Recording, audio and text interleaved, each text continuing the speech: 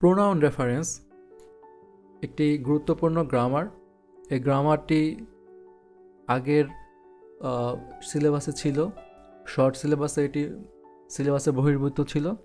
তবে শর্ট সিলেবাসে এটি না থাকলেও পরবর্তীতে দেখা যায় যে অ্যাডমিশন টেস্টে বা কোনো চাকরি পরীক্ষাতে প্রোনাউন রেফারেন্স থেকে প্রশ্ন আসে।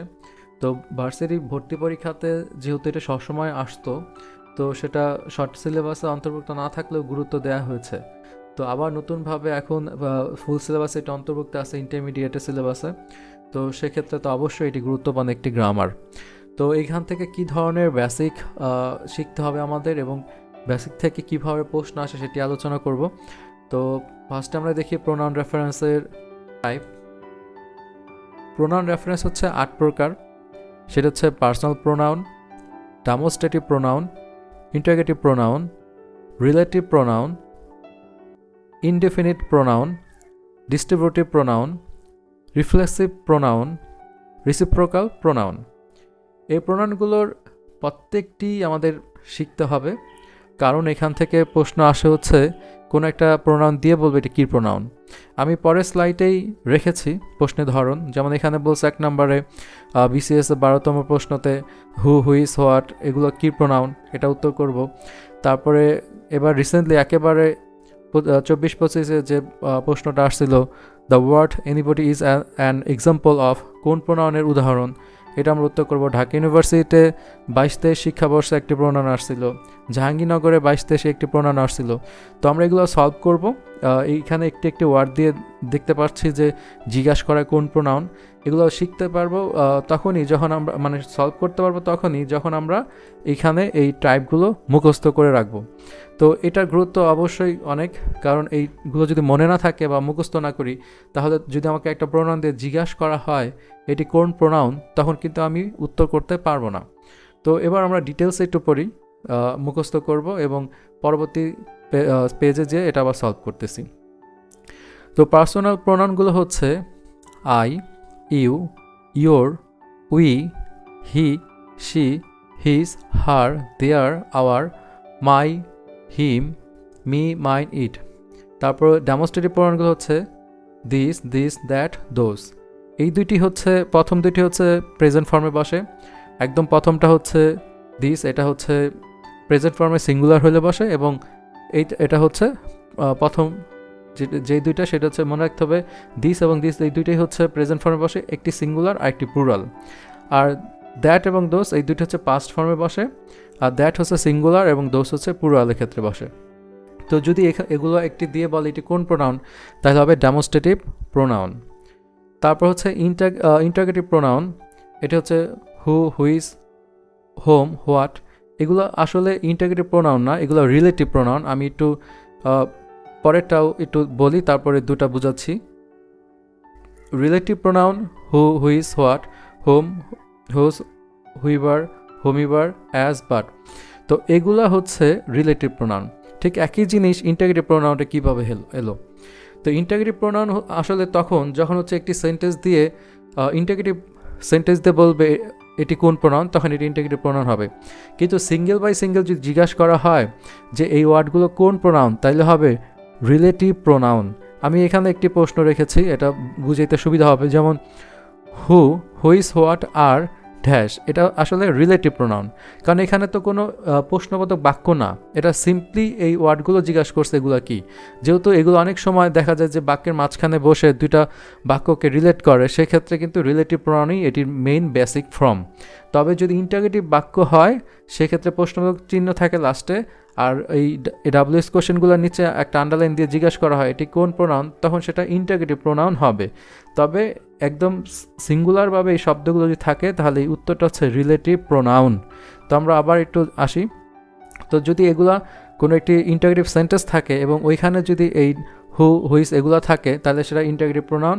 কিন্তু যদি স্বাভাবিকভাবে এই ওয়ার্ডগুলো সিঙ্গুলার হিসেবে ধরে ধরে জিজ্ঞাসা করা এটি কি, তাহলে এটি হবে রিলেটিভ প্রোনাউন। তো হোপফুলি এই দুইটাতে কারো কোনো প্রবলেম আর থাকবে না। ইনডেফিনিট প্রোনাউনটা খুবই গুরুত্বপূর্ণ। এগুলা থেকেও দেখা গেছে যে যেমন এনিবডি কোন প্রোনাউন, এটা আসছিল এবারই মেডিকেল পরীক্ষাতে, বিভিন্ন সময় ভার্সিটি ভর্তি পরীক্ষা, চাকরি পরীক্ষাতে এখান থেকে প্রচুর প্রশ্ন আসে। তো এখানে আছে one, everyone, someone, everybody, anybody, everyday, all, both, few, many, little, anything, other, এগুলো হচ্ছে ইনডিফিনিট প্রোনাউন। ডিস্ট্রিবিউটিভ প্রোনাউন হচ্ছে ইজ, এদার, নেইদার, নান, এগুলো যদি কোনো একটা থাকে তাহলে আমরা অবশ্যই বলবো distributive pronoun. Reflexive pronoun herself, myself, himself, এগুলো হচ্ছে রিফ্লেক্সিভ প্রোনাউন। এই করে মুখস্থ করলে আমাদের জন্য খুবই ভালো হবে। Reciprocal pronoun one another, each other, এগুলো জোড়া জোড়া শব্দ দেখতে পাচ্ছি। তো এই যে 8টা প্রকার প্রোনাউন, এই প্রোনাউনগুলো যদি আমরা মুখস্থ করে ফেলি, প্রোনাউন থেকে যে কোনো টাইপ জিজ্ঞাসা করলে আমাদের সলভ করা খুবই খুবই সহজ হবে। এবার আমরা দেখি কি টাইপের প্রশ্ন করা হয় এই 8 প্রকার প্রোনাউন থেকে। কিছুক্ষণ আগেই আমরা একটা প্রশ্ন সলভ করেছিলাম, আবার পুনরায় সলভ করছি। হু, হুইজ, হোয়াট, আর, ড্যাশ, এই 3টি হচ্ছে রিলেটিভ প্রোনাউন। তো এটা উত্তর হচ্ছে রিলেটিভ প্রোনাউন। এটি বিসিএস 12তম পরীক্ষা আসছিল। তো এই টাইপেরই এমসিকিউ টাইপেরই অ্যাডমিশন টেস্টের পরীক্ষাতে আসে। তবে আমি আরও ভিডিও বানাবো যখন প্রোনাউনের ইন্টারমিডিয়েটের জন্য, তখন অবশ্যই বুঝাবো ইন্টারমিডিয়েটে প্যাসেজ আকারে কীভাবে আসে এবং কীভাবে সলভ করতে হয়। তবে প্রথমে বেসিক হিসেবেই শুরু করলাম। প্রথমে প্রোনাউনগুলো চিনবো, তারপরে প্রোনাউনগুলোর কী ধরনের অ্যাডমিশন পোস্ট টাইপের প্রশ্ন আসে, চাকরি পরীক্ষার প্রশ্ন আসে, এরপর আমরা ডিটেলসে প্যাসেজ আকারে কীভাবে সলভ করতে হয় সেটা অবশ্যই আমরা করব। তো ফার্স্টে হচ্ছে আমরা এমসিকিউ আকারেই দেখতেছি অ্যাডমিশন টেস্ট এবং চাকরি পরীক্ষার প্রশ্নগুলো। হোপফুলি এটা বেসিক ইনক্রিজ করতে খুব সাহায্য করে। তো এই 3টা আমরা বলছি রিলেটিভ প্রোনাউন। তারপরে 2 নাম্বার যে প্রশ্নটি, which on of the following words is an example of the distributive pronoun, এটা হচ্ছে বিসিএস 38তম পরীক্ষাতে আসছে। আমরা একটু আগে দেখছি হচ্ছে ডিস্ট্রিবিউটিভ প্রোনাউন, এইখান থেকে আমরা মাত্রই দেখে আসছি এদার হচ্ছে ডিস্ট্রিবিউটিভ প্রোনাউন। তো আমরা আবার একটু দেখাচ্ছি ডিস্ট্রিবিউটিভ প্রোনাউন কোনগুলো আছে। এই যে ইচ, এদার, নেদার, নান, এগুলো হচ্ছে ডিস্ট্রিবিউটিভ প্রোনাউন। তো আমরা এখন যদি এটা খুব ইজিলি সলভ করতে পারবো যে এটা বি নাম্বার উত্তর। তো এটা খুবই খুবই সহজ একটা প্রক্রিয়া, জাস্ট 8টা প্রকার মুখস্থ করা এবং হচ্ছে তারপর এটা আইডেন্টিফাই করা। হোয়াট কাইন্ড অফ প্রোনাউন আর হু, হোয়াট অ্যান্ড হুইজ, এটা হচ্ছে 22-23 এমবিবিএস মেডিকেল ভর্তি পরীক্ষাতেই আসছিল। তো আমরা একটু আগে কিন্তু এই প্রশ্নটা সলভ করছি যে 12তম বিসিএস পরীক্ষাতে, যে 1 নাম্বার হু, হুইজ, হোয়াট, এগুলো কী প্রোনাউন, রিলেটিভ প্রোনাউন। তো সেম প্রশ্ন এখানে আসছে, তাহলে এটা হবে রিলেটিভ প্রোনাউন। উত্তর হচ্ছে সি, রিলেটিভ প্রোনাউন। তো দেখা যায় যে একই ধরনের প্রশ্ন বিসিএসের মতো বড় একটা প্ল্যাটফর্মে যে প্রশ্ন আসতেছে, অ্যাডমিশন টেস্টও সেম একই প্রশ্ন আসতেছে, বিকজ অফ একই টাইপ সিলেবাস এবং হচ্ছে একই ধরনের টেস্ট করা হয়, মাইন্ড সেট আপ। তো এই হচ্ছে 3 নাম্বার প্রশ্ন, রিলেটিভ প্রোনাউন হবে এগুলা। তারপর বলছে the word anybody is an example of, এটা হচ্ছে এই যে একেবারে এখন যে পরীক্ষাটা গেল মেডিকেল ভর্তি পরীক্ষা, তো আমরা এটা দেখলাম এনিবডি, একটু আগে ইনডিফিনিট প্রোনাউন। তো ইনডিফিনিট প্রোনাউনগুলো মুখস্থ করলে আমরা এটা খুব সহজেই সলভ করতে পারবো। তাহলে এনিবডি হচ্ছে indefinite pronoun. That's the gentleman dash to spoke about the job, এই সেই ব্যক্তি যাকে আমি চাকরির কথা বলেছিলাম। তো টু হোম, এই হোম হচ্ছে অর্থ হচ্ছে যাকে। তো এটা খুব ইজিলি সলভ করতে পারলাম। এটা আসলে প্রকারভেদ জিজ্ঞাসা করে নাই, এখানে একটা প্রোনাউনের ব্যবহার সরাসরি চাইছে। এটা খুব সহজ একটা বিষয়। এটা একটু ভালো করে পড়লেই বোঝা যায় যে প্রোনাউনটা কাকে রেফার করে। তো যাকে রেফার করে উত্তরটা সেটাই হবে, এটা হচ্ছে ডি নাম্বার। তো 6 নাম্বার হচ্ছে the mobile set dash I bought yesterday is out of order.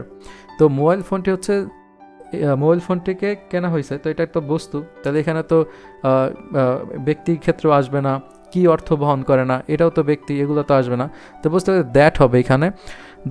The mobile said that, mobile phone যেটি আই বট আমি কিনেছিলাম গতকাল, এখন এটা অর্ডার অফ হয়ে গেছে, আউট অফ অর্ডার নাও, এখন এটা অর্ডার নেওয়া হবে না। তো এই হচ্ছে প্রশ্ন সলভ করা। হোপফুলি এটা বেসিক প্রশ্ন, কারো সমস্যা হবে না।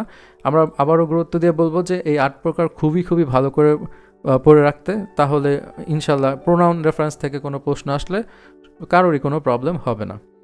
তো এই পর্যন্তই, সবাই ক্লাসটি ভালোভাবে মনে রাখার চেষ্টা করবে। নেক্সট ক্লাস আবার ইনশাল্লাহ এটা ডিটেলসে ব্যাখ্যা করব। আল্লাহ হাফেজ।